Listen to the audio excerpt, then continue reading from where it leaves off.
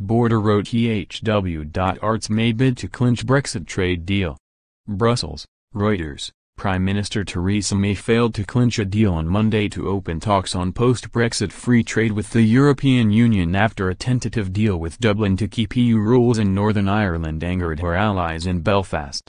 The British leader had sat down to lunch with European Commission President Jean-Claude Juncker, hoping that a last-minute offer to the Irish government of regulatory alignment on both sides of a new UK-EU land border would remove a last obstacle to the EU open talks next week on future trade.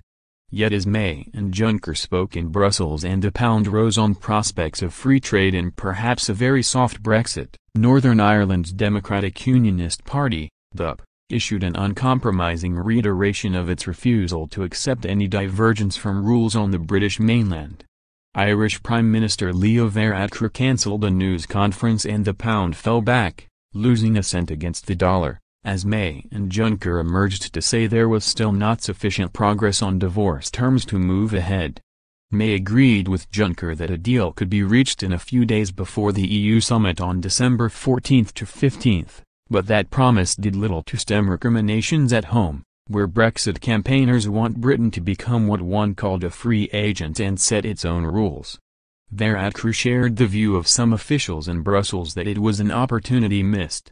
"I'm surprised and disappointed that the UK government appears not to be in a position to conclude what was agreed earlier today," he told a news conference in Dublin.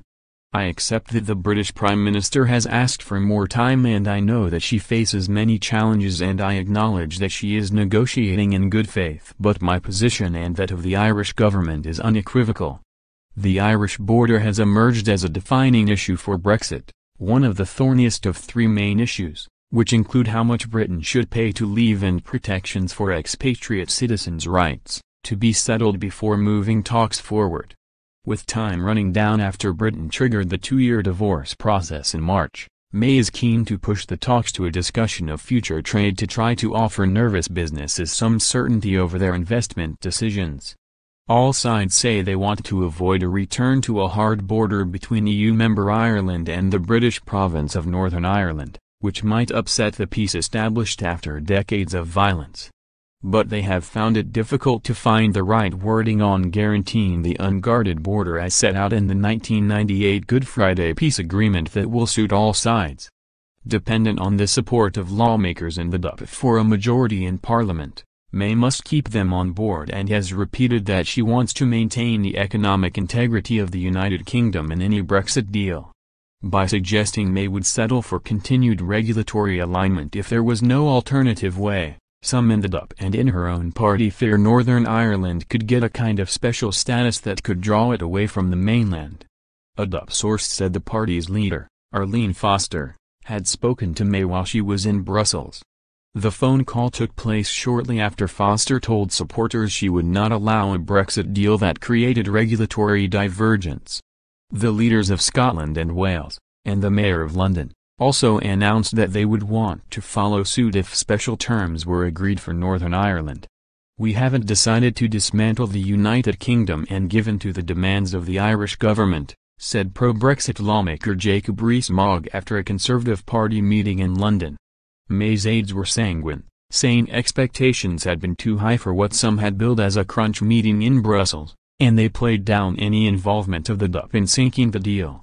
One EU official even said the last-minute hitch may have been stage-managed to give the British Prime Minister some scope for saying she had fought hard for her position with the EU. Juncker hailed May as a tough negotiator. May added, "We will reconvene before the end of the week and I am also confident that we will conclude this positively." But European Council President Donald Tusk, who met May and who will chair next week's summit in Brussels, said that he had been ready to send draft negotiating guidelines for a free trade pact to EU leaders on Tuesday.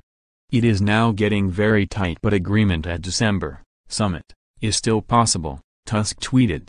Additional reporting by William James, Andrew McCaskill, Estelle Sherbon and Kate Holton in London, Alistair MacDonald, Lily Cusick and Jan Strubczewski in Brussels and Conor Humphreys in Dublin, writing by Alistair MacDonald and Elizabeth Piper. Editing by Richard Bomforth.